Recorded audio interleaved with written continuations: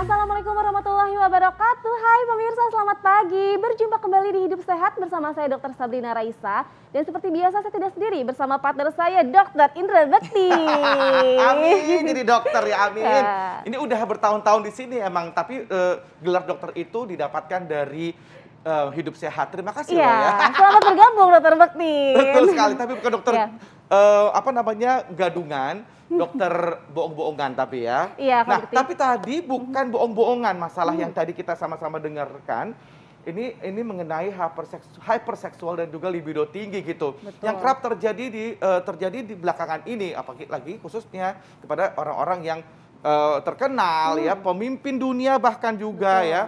Dan juga ada di tanah air tadi. Tapi kita tidak membahas kasusnya, tapi kita membahas seputar apakah si libido tinggi atau hypersex ini gangguan kejiwaan gitu, Dok. Nah itu dia. Nah di tengah-tengah kita telah ada Dokter Darmawan Ardi, spesialis kedokteran jiwa. Selamat pagi dokter. Apa kabar Selamat dokter? pagi, selamat pagi. Apa selamat kabar, pagi. Dok? Baik, Dokter, nah tadi semuanya. dok nih, ini fakta dan mitos yang beredar di masyarakat dok terkait tentang hiperseks dan libido tinggi ya dok ya.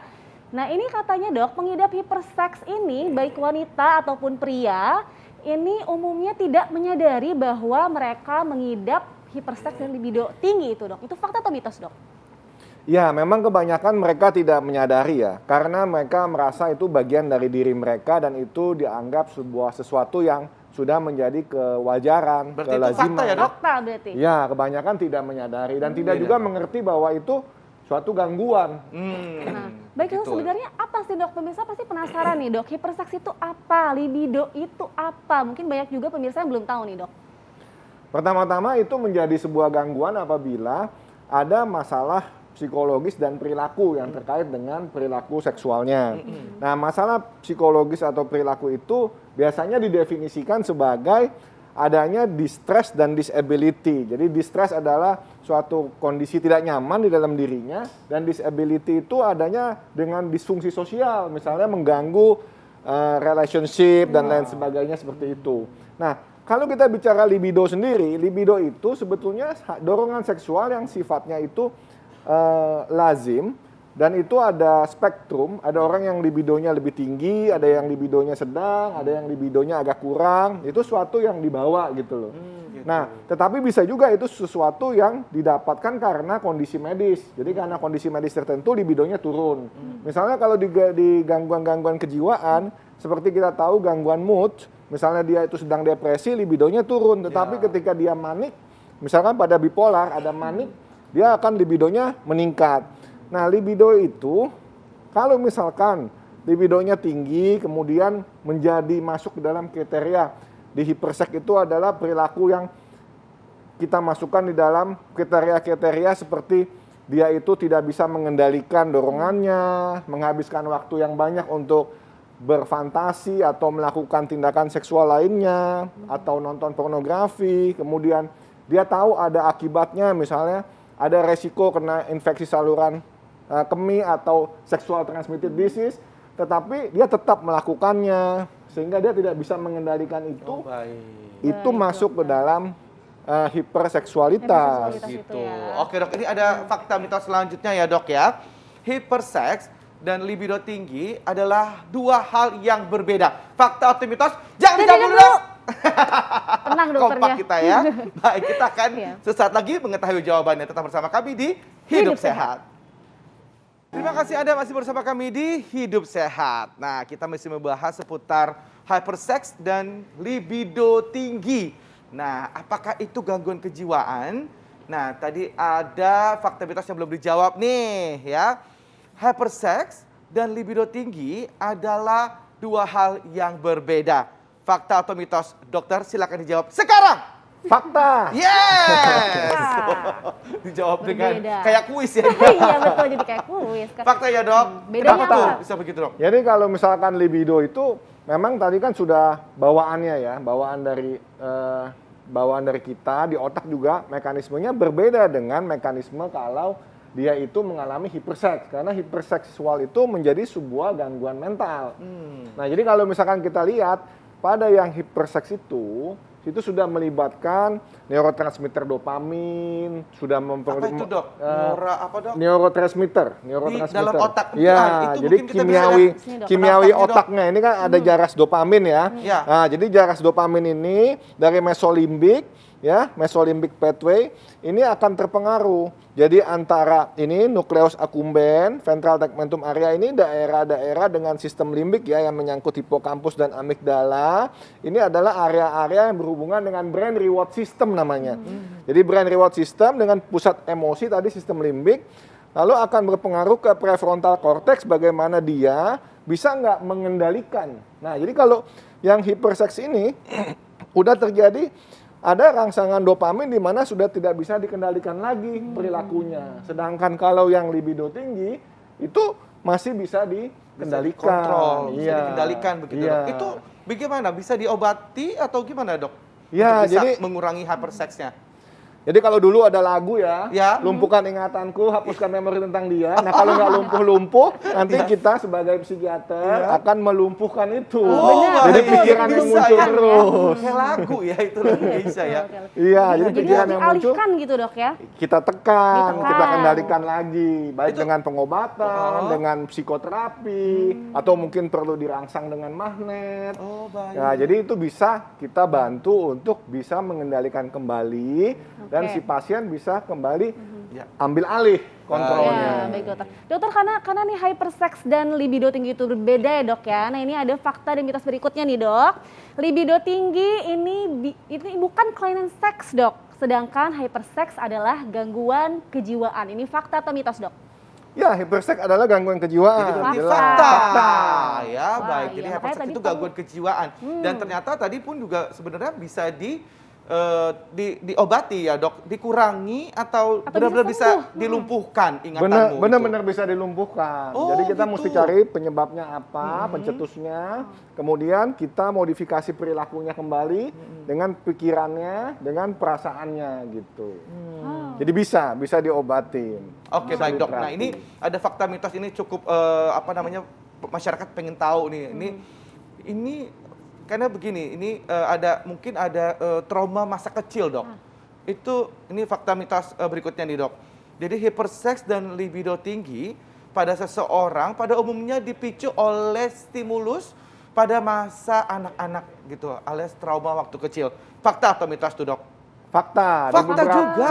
Di Oh, beberapa penelitian menunjukkan adanya sexual child abuse, Ya. kemudian adanya penelantaran pada masa kecil, itu mengakibatkan orang mencari dalam bentuk perilaku seksual. Oh, berarti sudah bisa diamati dari kecil juga dok ya. Dan wawancara pada pasien juga berarti harus menggali Bisa. riwayat iya. dan dahulu ya Dari dok ya. Bisa. masa anak-anak. Tapi apa sih yang membuat anak-anak itu trauma biasanya dok? Aku juga punya anak di rumah, betul. takutnya mereka supaya kita bisa aware bahwa nanti mereka dewasa mudah-mudahan bisa aman-aman Iya, aja aman gitu ya. dok. Ya, sekarang yang bahaya itu kalau misalkan mulai remaja ya. Ya. Jadi perilaku seksual remaja sekarang juga betul. sangat-sangat luar Bermacam-macam, biasa Dok. gitu ya. Mengerikan ya, Dok. Mengerikan. Jadi yang mesti kita lihat kenapa anak-anak itu bisa seperti itu, karena kalau misalkan dia ditelantarkan atau dia mengalami abuse pada saat kecil, itu ada tahapan perkembangan yang terhenti di mana dia tidak mendapatkan sebuah perhatian, sehingga itu dia akan secara unconscious mencoba mencari seeking for attention tadi. Seeking for attention tadi melibatkan kemudian adalah relationship dan perilaku seksual gitu. Oh, dokter katanya nih kalau pornografi juga itu berpengaruh, betul tidak dok? Betul, karena pornografi akan menumbuh suburkan fantasi dan seakan-akan film-film itu atau pornografi itu dianggap suatu kenyataan. Jadi ada pasien-pasien yang mengatakan bahwa oh saya mau yang kayak begitu katanya. Seperti di film. Lah film itu kan ada action cut. Nah dia kira itu betulan kalau di film itu kenyataan dia menuntut pasangannya seperti itu. Akhirnya terjadi konflik pasangan. Nah Biasanya ini menyambung tadi dari pertanyaannya gitu, pornografi ini kan anak-anak ini kan saya worry banget nih dok ya, punya anak-anak semuanya mungkin juga bisa di rumah gitu kan, untuk bagaimana untuk bisa kita menghalau akses informasi yang begitu sporadis Betul. begitu Apalagi kan zaman ya, dan sekarang ya, Kak, ya. akses begitu mudah Wah, gitu kan, mudah dan sekali. banyak sekali ini kita mendapatkan konten-konten pornografi gitu, dan biasanya kita tanpa kita sadar biasanya juga eksplisit juga gitu ya dok. Betul. Itu caranya gimana dok? Menjelaskan kepada anak-anak bahwa ini yang hal wajar dan ini hal yang tidak wajar gitu dok. Ya, orang tua harus bisa mendampingi anak-anak, Ya, betul. harus bisa menjadi teman supaya dia tidak hanya mendapat dari teman sebayanya. Ya, kemudian kita bisa mengguidance, kita bisa kasih tahu. Jadi makanya pengetahuan tentang sex education pada orang tua untuk bisa dia mengajarkan atau menerapkan pada anak-anak itu penting. Ya. Nah, pendidikan sex education-nya ini yang sekarang kita kurang. Iya. Sampai sekarang kita belum dapat. Karena kan mungkin masih tabu ya, itu merasa dia. bahwa kita nih Betul, ibaratnya masih anak kecil, belum Itu saatnya dia, betul. gitu kan, padahal perlu ya edukasinya. Jadi apa namanya, seperti sekarang banyak campaign tentang orientasi seksual. Itu juga anak-anak bingung sekarang. ya.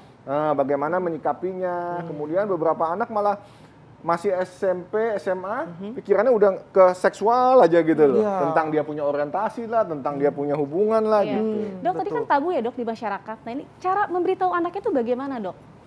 Sebetulnya kan masuk dari pendidikan kesehatan reproduksi Nah, itu dari dan situ ya. kesehatan mental dalam membina relationship sampai kepada membina keluarga. Jadi ada stigma Ya. kalau misalkan pendidikan seksual itu mengajarkan bagaimana berhubungan seksual Iya. gitu. Wah, padahal Betul. bukan seperti itu. Padahal bukan ya, kesehatan reproduksi, kemudian juga mungkin bahwa resiko-resikonya yang bisa kita hadapi gitu Termasuk kan ya. kesehatan mental tadi ya, kalau Iya. ya. Betul sekali. Baik. Baik dok, ini untuk hypersex dan libido lagi nih dok ya. Jadi ini terjadi gangguan pada fungsi otak bagi pengidap hypersex dan libido tinggi. Fakta atau mitos tuh dok? Ya, kalau yang libido tinggi itu tidak terganggu tadi fungsinya. Ya. Oke. Masih bisa dikontrol. Jadi ini masih abu-abu ya dok? Tapi kalau yang Antara tadi dua itu. hiperseks terganggu fungsi otaknya. Gitu. Jadi kalau libidonya tinggi itu tidak terganggu.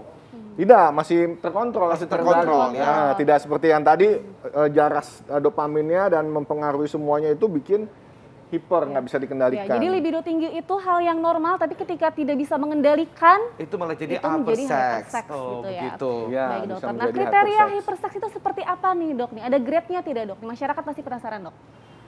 Setelah sejauh ini belum ada. Bahkan ada kriteria diagnostik sesuai DSM pun juga itu masih terus dikembangkan. Jadi sebetulnya kebutuhan seksual orang seperti tadi libido itu kan bervariasi. Cuma kita mencoba membuat sebuah statistik aja. Misalnya kalau usianya udah sekian, misalkan 40 lebih, masih butuh berhubungan seksual setiap hari. Nah ini kita udah mesti menduga apakah ini sebuah perilaku hiperseks seperti itu. Jadi kalau grade ringan, sedang atau beratnya itu belum ada. Oh, Nah dokter, baik. untuk mengetahui ini hypersex markernya tuh apa sih dok? Ini hypersex atau bukan? Hal apa yang perlu kita perhatikan dok?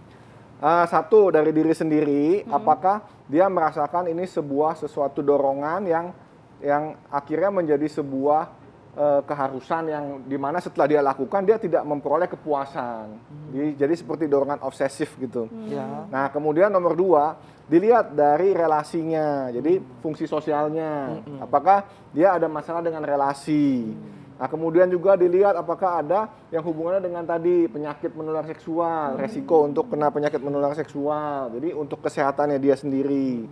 Nah paling tidak hal-hal seperti itu perlu kita tanyakan. Kalau ditemukan dan itu beresiko berarti kita harus segera tangani gitu. Baik dok.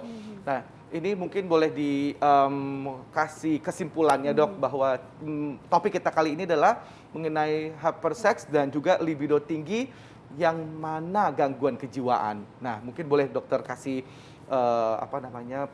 kesimpulannya. Silakan Ya. dok. Jadi hypersexual disorders masuk di dalam gangguan yang namanya adiksi perilaku. Nah itu menjadi gangguan karena melibatkan masalah adanya distress dari perasaan orangnya sendiri yang tidak pernah puas, ya dan juga dituntut harus dilakukan tapi hampa, nggak ada kedekatan emosional, relasi emosional, dan yang satunya lagi adanya disfungsi atau disability, di mana dia akan mengakibatkan masalah dengan relasinya, masalah dengan time consumingnya, sehingga dia tidak produktif karena nggak bisa konsentrasi, tetapi selalu memikirkan tentang dorongan seksualnya. Nah itulah makanya disebut hypersexual disorders gitu. Betul. baik, Baik, dan jadi bisa dipastikan bahwa hyperseksual ini bisa disembuhkan ya dok?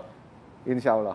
Itu Iya, emang dimulai dari insya diri kita Allah. sendiri, bukan orang lain yang Iya, jadi stop. Tapi Iya. kita yang mau stop ya. Nah itu dia, dan harus konsultasi ya. ada Baik. kerjasama antara terapis ya, dokternya dengan pasiennya. Baik, Betul. dokter. Baiklah Ya. kalau gitu dok, terima kasih Terima banyak kasih dok. Dokter Darmawan. Baiklah, pemirsa, nah kita akan membahas selanjutnya soal telur ayam nih Kak Bekti. Telur ayam kan banyak ya Kak. Iya. Ada telur ayam negeri, ayam Betul. kampung, terus Ah. ada ayam omega 3, ada ayam probiotik, ada ayam Tukang organik. telur ya banyak. Banyak kan? Nah, tentang telur. Nah, tapi kita akan membahasnya tentang telur ayam negeri dan telur ayam kampung nih. Sesaat lagi pemirsa, jangan kemana-mana, tetap di Hidup Hidup Sehat.